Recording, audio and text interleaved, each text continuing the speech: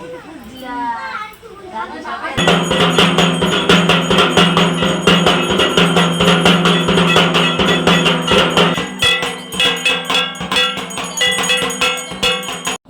কি পুজো আর্চার অভাব হয়?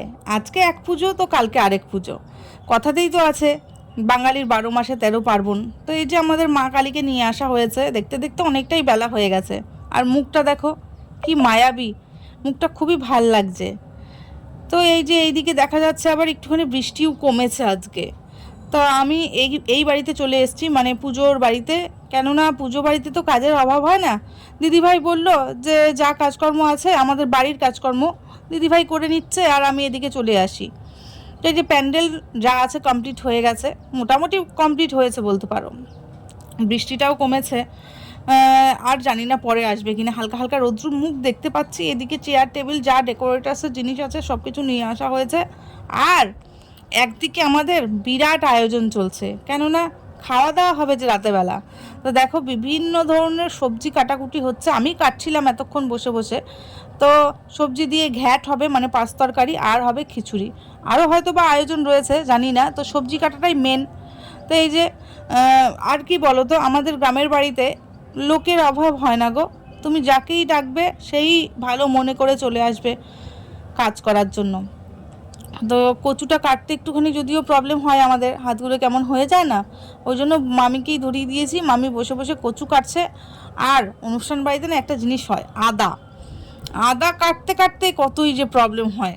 তো এই যে বালতি ভরে নিয়ে বসা হয়েছে, একজন মিক্সার করছে, মানে পেস্ট করছে। ওই যে দেখো পেছনে বসে বসে পেস্ট করছে। আর আমরা 3-4জনে মিলে সবজি কাটাকাটি করছি। আর একদিকে বাসনপত্র ধোয়া চলছে, কেননা সবাই মিলে কাজ না করলে তো তাড়াতাড়ি আগাবে না। আর অনেক বড় পুজোর আয়োজন, যদি বাই চান্স বৃষ্টিটা চলে আসে তাহলে পরে হয়েছে আর কাজকর্ম। তো ওই জন্যই ছেলেকে নিয়ে আসিনি আমি, ছেলেকে বলেছি তুই থাক। আর আমি তো উপাসই রয়েছি, কেননা আমার কোনো রকম প্রবলেম হচ্ছে না। দেখো একটা জিনিস মন থেকে চাইলে পরে না, সেই জিনিসটা কমপ্লিট হবেই হবে। আমি যখন মায়ের নাম করে পুজোর উপোস রয়েছি, ঠিক এটা ফুলফিল হবে।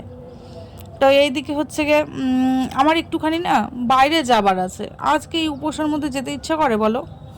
তো এইদিকে সবজি কাটাকুটি করব, করে নিয়ে গিয়ে স্নান করব, স্নান করে তারপরে যা করার কাজকর্ম করব। ছেলেকে দিদিভাই বলেছে যে যা কাজকর্ম ওই বাড়িতে আছে দিদিভাই করে নেবে, আমি যেন এখানে এসে একটুখানি সবজি কেটে দিয়ে যাই। এইদিকে সবজি কাটার কাজ তো মোটামুটি হয়ে গেছে।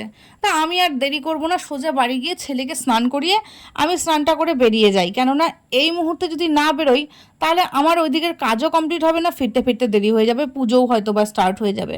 তো এই যে পীযূষকেও সঙ্গে নিয়ে নিয়েছি, ও ছাড়া আমি আবার এইসব জায়গায় যেতে পারি না, একটু কেমন কেমন লাগে। কোথায় গেছিলাম চশমাটা ঠিক করাতে। চশমাটা এতটাই মুখ থেকে মানে বড় হয়ে গেছে, পড়ে যাচ্ছে খুলে। হয়তো বা মুখটা ছোট হয়ে গেছে, চশমাটা বড় হয়ে গেছে, নাইলে পরে অন্য কিছু জানি না। তো চশমাটা ঠিক করানোর পর এখন চোখে পরে নিয়েছি। তো পরেছি আজকে আমি শাড়ি, কেননা হচ্ছে যে বেশিরভাগ জামা কাপড় আমি ইসলামপুরে দিয়ে দিয়েছি। তো যাব করে তখন টাংটোপলা বেশি হয়, ছিলও না। আর তার উপর আবার পুজো বাড়ি, একটুখানি পরে যাই, শ্বশুরবাড়িতে এলেই তো শাড়ি টাড়ি পরি। তো যখন আমি স্ট্যান্ডে নেমেছি তখন থেকেই র্যান্ডাম বৃষ্টি পড়ছিল, বৃষ্টির জন্য আটকে গেছি, এখন একটু কমলো। তো চশমাটা ঠিক করিয়ে একটু লাইলিন টাইলিন নিয়ে নিলাম। আর এই যে আঙ্গুল দিয়ে দেখাচ্ছি, এই যে পাশ দিয়ে হেঁটে চলে গেল আমার স্কুল টিচার। মানে আমি ওনার কাছে ক্লাস করিনি একদিনও, কিন্তু আমার স্কুলের শিক্ষক ছিলেন। পীযূষ বলল কথা বলো, কিন্তু আমি বললাম যে চিনবে না হয়তো বা, কেন বলো তো, কোনোদিনও ক্লাস করিনি। তাহলে পরে এখন যদি একবারে কথা বলতে যাই তখন যদি না চেনে, ওই জন্য আমি আর কথা বললাম না, খালি মানে একটুখানি মুখ ঘুরেই ছিলাম বলতে পারো। আর একটুখানি আমার লাইলিন টাইলিন নেবার ছিল, ঠাকুরের জন্য প্রসাদ নিয়ে নিলাম। তো এইগুলো নিয়ে আমি চলে এসেছি। বৃষ্টি র্যান্ডাম তখন থেকে পড়ে যাচ্ছে, একটু 2-4 মিনিটের জন্য কমছে, আবার বাড়ছে, এরকম হয়েই চলেছে। তো এই যে দেখলে আমার পোলা, সবাই মিলে আমরা কিন্তু চলে এসেছি পুজো বাড়িতে এসে নিয়ে একটু মানে 10-15 মিনিট রেস্ট করেছি, করার পর আবার শাড়ি পরলাম। নতুন শাড়ি না পরে তো পুজোতে বসা যাবে না, এরকম কোনো ব্যাপার নেই। আমার ঘরে যতগুলো সুতির শাড়ি রয়েছে মানে নতুনই আছে। তাই আমি বললাম না, একটা শাড়ি আমি পরে নেই, পুজো বাড়িতে যাচ্ছি। তো এই যে দিদিভাই আমি সবাই মিলেই চলে এসেছি। আর মানে বৃষ্টি বিঘ্ন আসছে, হ্যাঁ পুজো করাতে বৃষ্টির জন্য কেউ বসতে পারছে না ভালো করে, টুপটুপ করে জল পড়ছে, কেউ এটা নিয়ে বসছে ওটা নিয়ে বসছে, যে একটুখানি জলটা যেন গায়ে না পড়ে। আর প্যান্ডেলটাও কি বলতো, প্যান্ডেলটা করা হয়েছে, প্যান্ডেল ছিদ্র হয়েও কয়েক জায়গা থেকে জল পড়ছে। আর পুজো হলে পরে না দেখো গ্রামের মানুষ কিন্তু একটুখানি একতা নিয়েই চলে, তো সবাই মিলে কিন্তু চলে এসছে, বেশ ভালো লাগছে। পুজো বাড়ি হলে পরে, যে কোনো অনুষ্ঠান বাড়ি হলে পরে বিভিন্ন ধরনের লোক, অনেক লোক থাকবে, বেশ ভালো লাগে। আর রান্নাবাড়ি কিন্তু হয়ে গেছে। রান্নাবাড়ি বলতে খিচুড়ি যেটা খাওয়াবে লাবড়া, ওগুলা কমপ্লিট করে ফেলেছে। এদিকে ঠাকুর মশাই পুজোতে বসেছে, আর আমাকে বলেছে যেন একটুখানি ওনার হেল্পিং হ্যান্ড হই। আমি কি চাইছে একটুখানি যেন এগিয়ে দিই। তো এই যে দেখছো হাতে ধুনো জ্বালিয়ে দিচ্ছি। একদিকে কন্টিনিউয়াসলি বৃষ্টি পড়ে যাচ্ছে, তো বৃষ্টিকে উপেক্ষা করে আমার এখন পুজোতে মন দেওয়া উচিত। আমি যে সকাল থেকে উপোস রয়েছি, আমার কিন্তু বিন্দুমাত্র মনে হচ্ছে না যে আমি উপোস আছি। আমি একদম এনার্জিতে, মানে ভরপুর এনার্জিতে। তো এখন ঠাকুরমশাই বলেছে চক্ষুদান হবে, তার জন্য একটা ভালো শুদ্ধ বস্ত্র নিয়ে আসতে। তো চলো পুজো দেখো।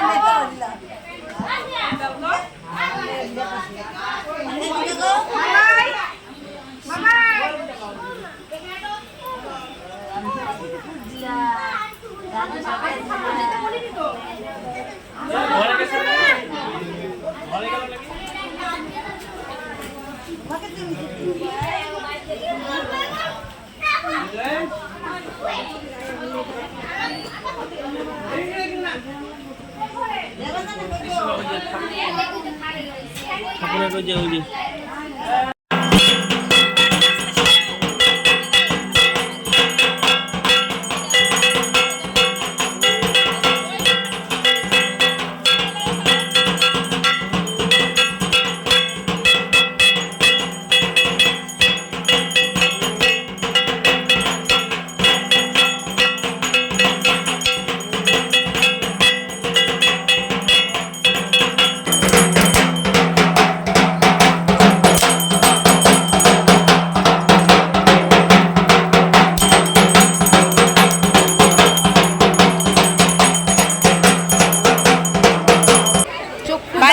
যোগ্য আর এদিকে তো বলার কোনো ভাষা রাখে না, বৃষ্টিতে পুরো ধসে যাচ্ছে। তো তারই মধ্যে প্রসাদ বিতরণ হাত লাগাচ্ছি সবাইকে দিতে। তো ভিজেই মোটামুটি আমি একটুখানি দিলাম। দেওয়ার পর আমাদের এখানে একটা সিন্নি খাওয়ানো হলো, মানে ঠাকুরের ওটা স্পেশাল প্রসাদ বলতে পারো, আমার ভীষণ প্রিয়। তো এখন আমরা খেতে বসেছি খিচুড়ি। প্রায় পাড়া প্রতিবেশী যতজন আছে সবারই খাওয়া হয়ে গেছে, এটা শেষ ব্যাচ ওরকমই। তো এইদিকে দেখো, যখন নিচ্ছিলাম তখন ভাবছিলাম কতটা খাবো, কিন্তু এখন নেওয়ার পর মনে হচ্ছে আমি আর খাবো না। আমি যতটা খিচুড়ি প্রেমী, আমার মতন খিচুড়ি প্রেমী কিন্তু কেউ নয়, কিন্তু তাও মনে হচ্ছে আমি আর খেতে পারবো না। তো যাই হোক, খাওয়া দাওয়া যতটা পারছি আমি খাই। আমাদের পুজো তো বেশ ভালো মতনই হলো। তোমাদের কেমন লাগলো কমেন্ট সেকশনে অবশ্যই জানাবে। উপাস করার পর শরীরটা ভীষণ ক্লান্ত হয়ে গেছে, তাই আমি দেরি করবো না, খাওয়া দাওয়া করে সোজা বাড়ি চলে যাব। দেখা হচ্ছে পরের ভিডিওতে।